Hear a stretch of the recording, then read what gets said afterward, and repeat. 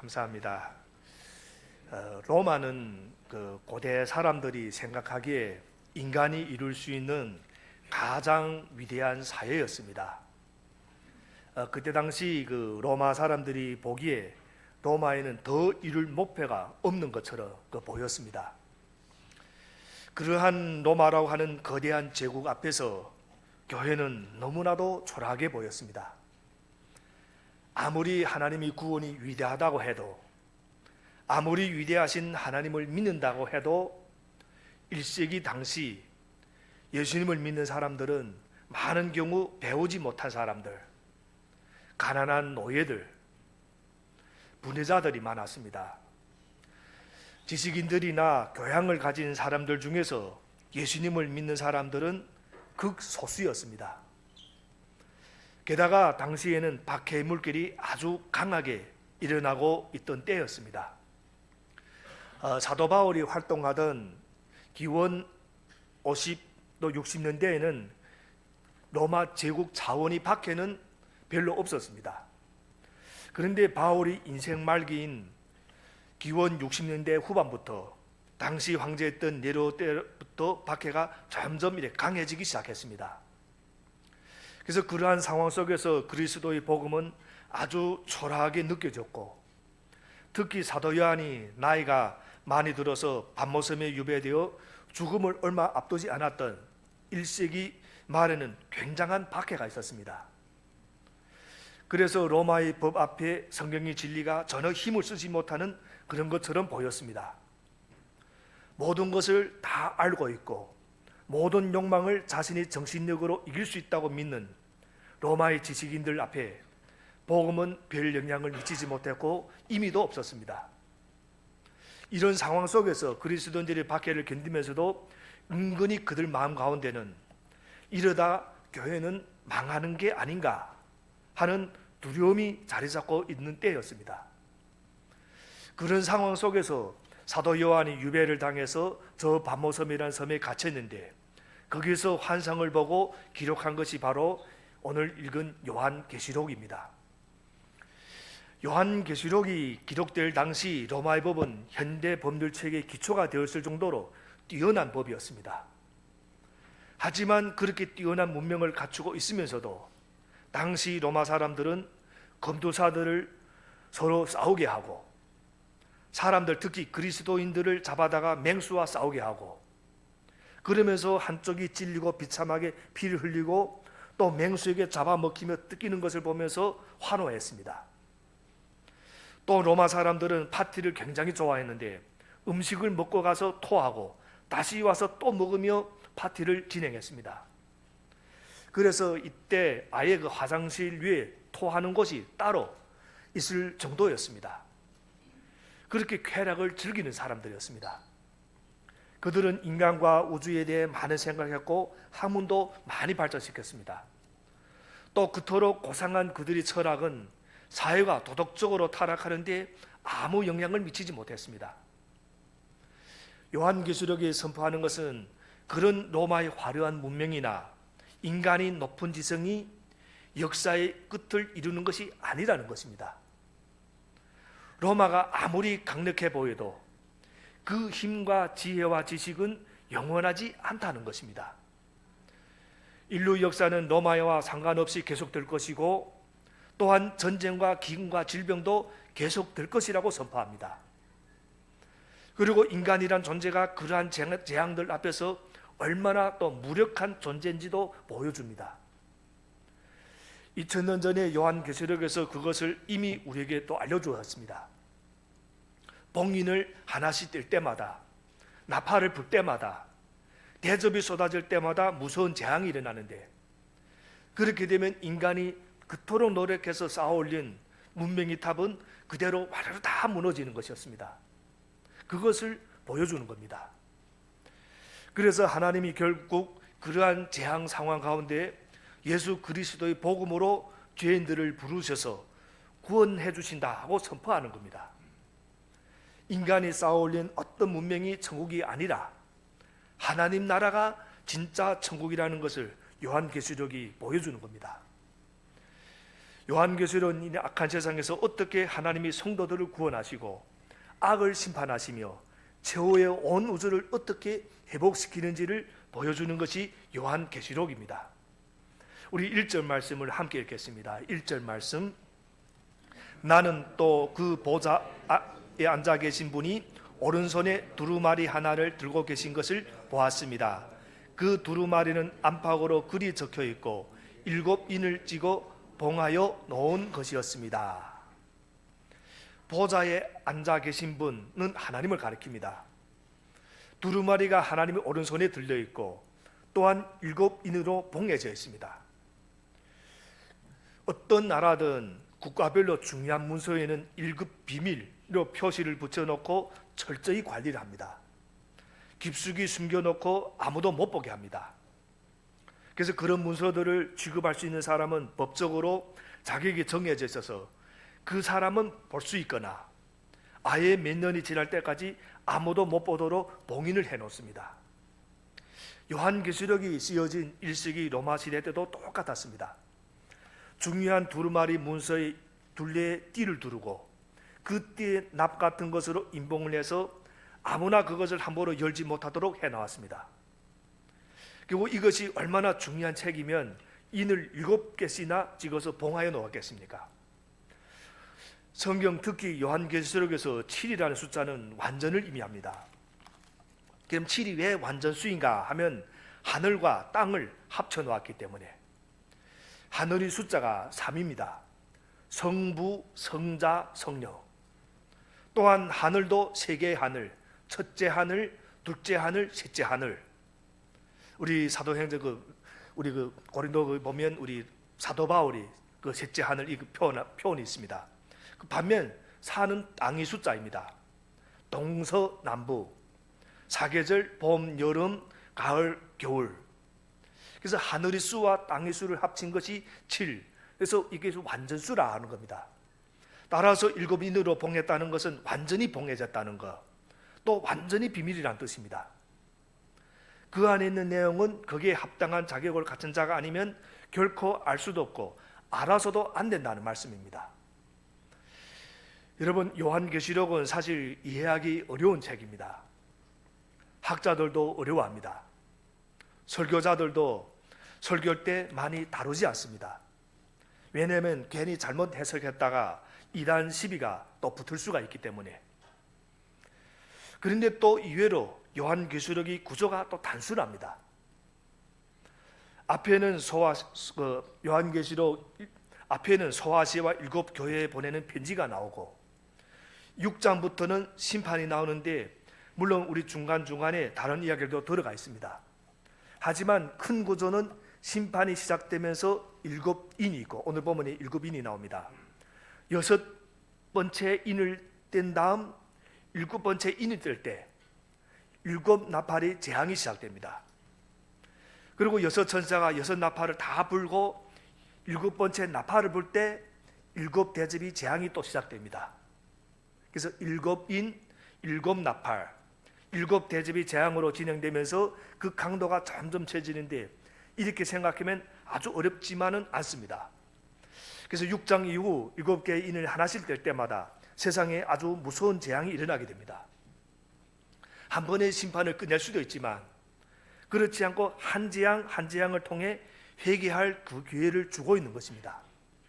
그러니까 요한계시록이 보여주는 핵심은 하나님이 놀라운 구원 계획이라 하는 겁니다. 그래서 2절 말씀 우리 함께 읽겠습니다. 그 내용을 우리 하나하나 보겠습니다. 2절 말씀. 내가 보니 힘센 천사가 큰 소리로 이 봉인을 떼고 두루마리를 펴기에 합당한 사람이 누구인가 하고 외쳤습니다. 여러분, 하나님이 오른손에 들려있는 이 책은 누군가가 열어야 합니다. 그래서 우리가 책이라니까 오늘날 이렇게 우리가 보는 종이 이런 책이 아닙니다. 그 당시에는 이렇게 두루마리로 그것이 책입니다. 왜냐하면 이 책이 열리지 않는 것은 세상에 있는 모든 사람들 중 구원받을 수 있는 사람이 아무도 없다는 뜻이기 때문입니다. 이 두루마리가 열려야 구원의 문도 열린다는 말씀입니다. 그래서 한 힘센 천사가 큰 소리를 외치며 질문합니다. 이 책에 있는 이 봉인을 떼고 두루마리를 펴기에 합당한 사람이 누구인가? 그런데 결과가 어떻게 되었는가? 3절을 함께 읽겠습니다. 3절 말씀. 그러나 두루마리를 펴거나 그것을 볼 수 있는 이는 하늘에도 없고 땅 위에도 없고 땅 아래에도 없었습니다. 이 두루마리를 펼 수 있는 사람은 어디에도 없었다고 합니다. 아무리 문명과 지식과 지성과 강력한 힘을 자랑해도 그런 사람 중에 이 두루마리를 펼 수 있는 사람이 아무도 없었다. 이 말은 사람이나 천사들 중에서는 하나님의 구원을 이룰 수 있는 능력을 가진 자가 아무도 없다는 것을 말합니다. 그렇습니다. 이 세상에 존재하는 어떤 인간도 어떤 천사도 이 책을 감당할 수가 없고 열 수도 없습니다. 그렇다면 이 구원은 정말로 엄청난 구원인 겁니다. 우리 구원은 하나님과 원수된 상태, 더 구체적으로 이야기하면 저 지옥에 떨어져 들어가는 것으로부터 구출해내는 것입니다. 그리고 그 엄청난 하나님의 영광 안에 잠시 사는 것이 아니라 영원히 살게 해주는 겁니다. 사탄이 하수인으로 이용당하며 살 수밖에 없던 상태에서 구원해 주시고 지극히 높으신 하나님이 자녀가 되게 해주십니다. 우리 주기도문의 기도는 아버지라는 단어로부터 시작합니다. 하나님은 아버지라고 예수님은 분명히 말씀하십니다. 예수님은 하나님의 아들이시기 때문에 하나님을 향해 아버지라고 부를 수 있는 유일한 분이십니다. 그런데 놀랍게도 예수님은 당신을 믿고 따르는 제자들도 하나님을 아버지라고 부를 수 있게 해주셨고 또 이 특권을 우리에게 허락해 주셨습니다. 특히 그 당시에는 유일신이신 하나님을 아버지라고 한다는 것이 엄청난 충격이었습니다. 세상에 많은 종교가 있지만 어느 종교도 자기들이 믿는 신을 아버지라고 부르지 않습니다. 그런데 예수님은 하나님을 아버지라고 부르라고 하셨습니다. 이것을 통해 우리 새로운 정체성을 확인시켜 주셨다. 그 당시 1세기 유대 사회에서 자녀를 전적으로 돌봐주고 보호하고 인생을 책임져주는 존재로서의 아버지로 부르라고 하신 겁니다. 그래서 기도는 어떻습니까? 기도는 바로 이런 관계 속에서 시작합니다. 기도할 수 있는 사람은 어떤 사람인가? 하나님과 아버지와 자녀의 관계가 있는 사람이 기도할 수가 있다는 것입니다. 여러분, 기도에 왜 자꾸 우리가 자신이 없습니까? 나는 기도에 자신이 없다, 기도하기가 힘들다 라고 하신다면 다시 한번 하나님과의 관계를 우리가 점검해야 됩니다. 나는 정말 하나님과 아버지와 아들이 관계인가? 아버지와 딸이 관계인가? 하나님이 정말 내 아버지인가? 이것을 우리가 점검해야 됩니다. 그런데 어떻게 하면 하나님이 나의 아버지가 되십니까? 바로 예수님을 통해서 가능해집니다. 다른 어떤 길도 이것이 가능하지 않기 때문에 예수님은 오직 나를 통해서만 아버지께 갈 수 있다 하고 요한복음 14장에서 말씀하셨습니다. 즉 하나님 아버지와의 관계가 열리려면 예수님을 통해서만 된다는 것입니다. 여러분, 하나님이 자녀가 되었다는 이 신분은 무시할 수 있는 게 아닙니다. 내가 예수님 믿고 하나님이 자녀가 됐다는 것은 엄청나게 중요한 사건입니다. 솔직히 저 자신만 놓고 볼 때 인간적으로 보면 세상 사람 중에 저보다 뛰어난 사람이 얼마나 많은지 모릅니다. 저보다 더 똑똑하고 더 잘생기고 능력이 더 많은 사람들이 엄청나게 많습니다. 그런데 제가 하나님의 은혜로 구원받고 영원한 천국에 들어가는 특권을 가졌습니다. 신분 때문에. 여러분, 하나님을 아버지라고 부를 수 있는 것만으로도 거기에 우리 신앙 고백이 있고 기도 응답에 대한 확신이 이미 들어있는 겁니다. 그런데 이 영광스러운 구원은 그 어떤 사람이나 천사가 줄 수 있는 게 아니라고 말합니다. 오직 하나님이 아니고서는 줄 수 없는 영광스러운 구원이라고 말씀합니다. 그래서 하나님이 오른손에 들려있는 이 책은 하나님의 인정을 받는 누군가가 꼭 펼쳐야 하는데, 그렇지 않으면 인간에게는 아무런 구원이 소망이 없습니다. 그런데 이 책을 펼칠 수 있는 사람이 아무도 없기 때문에 요한이 오늘 본문을 보면 통곡을 합니다. 4절 말씀 함께 읽겠습니다. 4절 말씀. 이 두루마리를 펴거나 볼 자격이 있는 이가 하나도 보이지 않으므로 나는 슬피 울었습니다. 요한은 지금 이 책이 열리지 않으면 우리 어떤 노력도 소용이 없다는 것을 깨달았습니다. 누군가가 이 두루마리를 열어야 하는데 그것을 펼 자가 아무도 없다는 사실에 슬퍼서 크게 울었다. 요한은 하늘에서 계시를 보았을 때 그것을 다른 사람들에게 하는 말로 듣지 않고 자기에게 주시는 말씀으로 받았기 때문에 슬피 울었다고 합니다.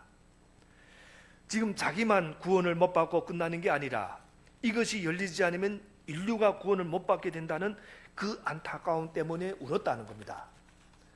온 인류를 정말로 자기 마음에 품 것입니다. 그래서 그 책을 열 자가 아무도 없다는 사실에 대해 이것은 정말 큰 문제이기 때문에 크게 통곡했고, 그가 그렇게 통곡한 후에 또 어떤 일이 일어났는가? 5절 말씀 함께 읽겠습니다. 5절 시작. 그런데 장로들 가운데서 하나가 나에게 울지 마십시오. 유다 지파에서 난 사자 곧 다윗의 뿌리가 승리하였으니 그가 이 7 봉인을 떼고 이 두루마리를 펼 수 있습니다 하고 말하였습니다. 바로 이것이 말씀 안에서 살아가는 사람에게 주시는 위로입니다. 오늘 우리에게 필요한 대답이 바로 이겁니다. 울지 마십시오. 유다 지파에서 난 사자 곧 다윗의 뿌리가 승리하였으니 그가 이 7 봉인을 떼고 이 두루마리를 펼 수 있습니다. 유다 지파의 사자 다윗의 뿌리가 인을 떼신다는 겁니다. 오늘 우리가 처한 불안하고 힘든 상황에서 주님이 주시는 위로가 무엇입니까? 우리는 아무것도 할 수 없지만 예수님께서 하신다는 겁니다. 요한은 자기 혼자 외딴 섬에 유배되어 있다는 사실 때문에 크게 운 게 아닙니다. 강제 노역이 힘들어서 또는 이제 풀려날 가망이 없고 여기서 죽는다는 것 때문에 운 것도 아닙니다.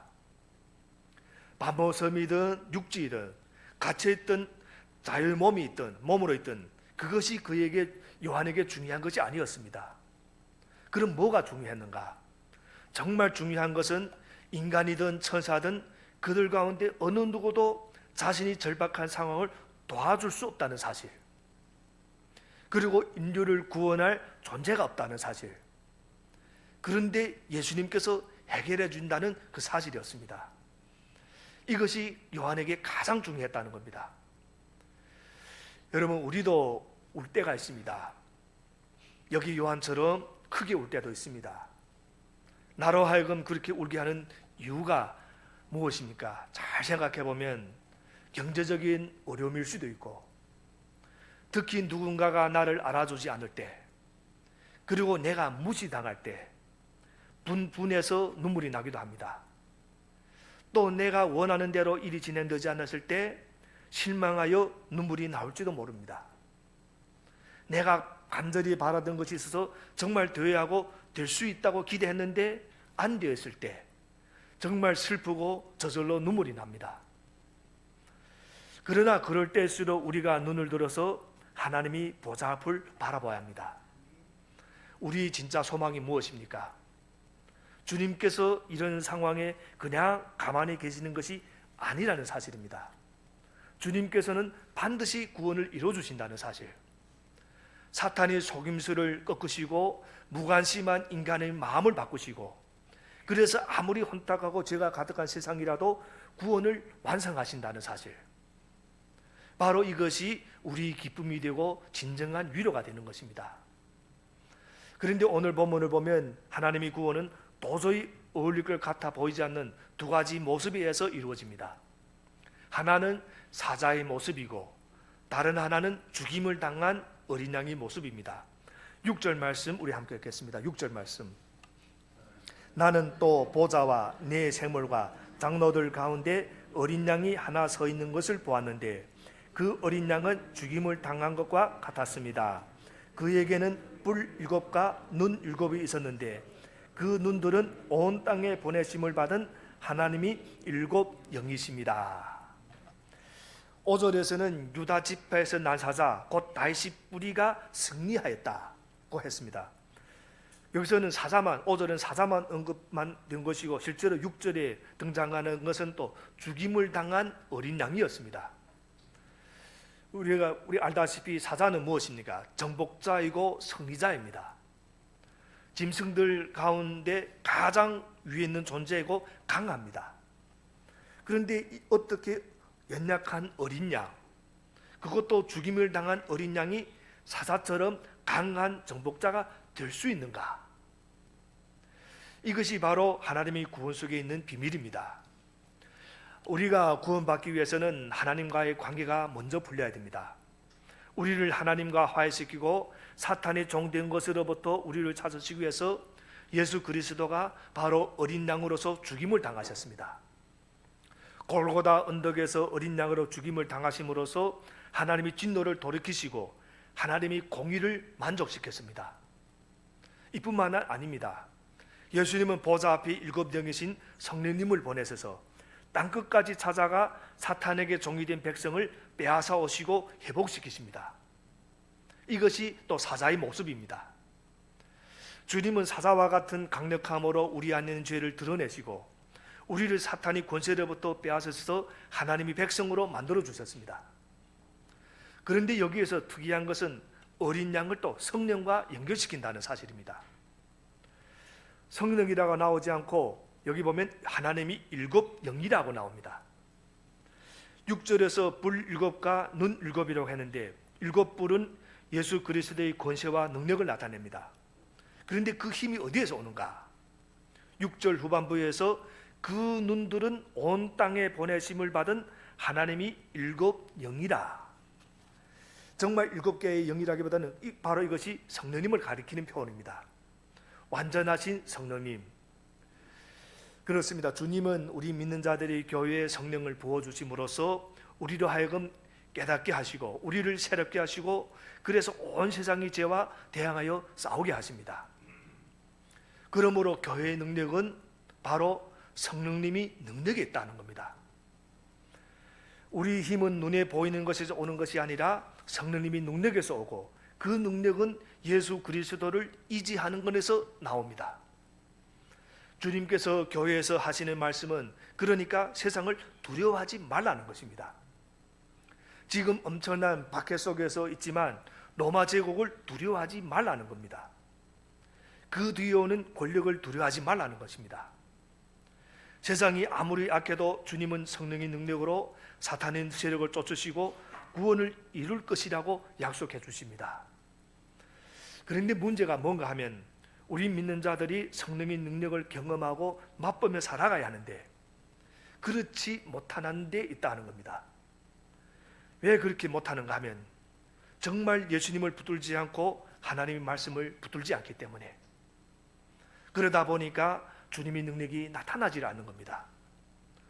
그러나 우리가 주님의 능력을 의지하고 성령의 충만함을 정말로 입게 되면 우리 안에서 성령의 능력이 나타나고 참된 영적 권세가 회복됩니다.